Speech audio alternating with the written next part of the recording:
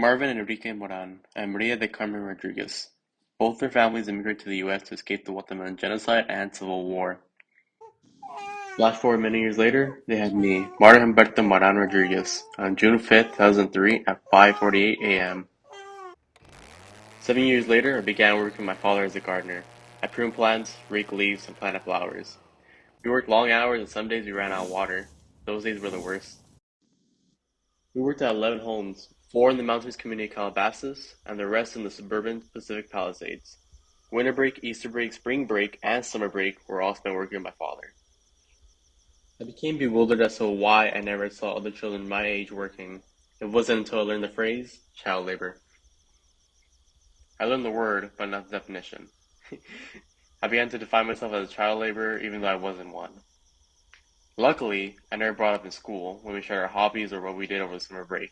If I had, my dad would have gotten a lovely visit from child services. As time passed, I realized why my dad brought me to work with him. It was so I wouldn't be distracted by video games, so I could step outside the world of my community. It was unbearable because of how reserved I was. I never wanted to talk to anyone there, but the clients wanted to talk to me. They constantly asked me for my name and how old I was. As I became older, everything around me began to change. The labor became physically easier, but more difficult mentally. People began to notice me. They looked at me and saw someone low, someone less. They didn't see me as their equal. And it made me wonder, what makes a person look down, look away?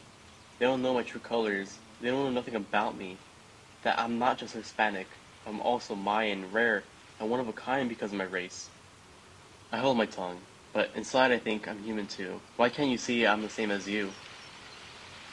I don't work with my father anymore, not since my junior year of high school. Initially, I felt ashamed that I wasn't supporting my family anymore, but I needed to focus on what I wanted the fate of my future to be.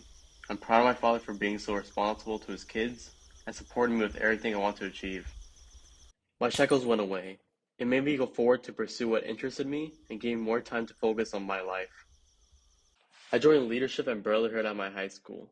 Leadership led me to discover that I have an artistic side when designing posters for events. Brotherhood helped me become less reserved and bond with others. I even joined cross country, and rather than raking in the mountains, I began to run up and down them to improve my stamina.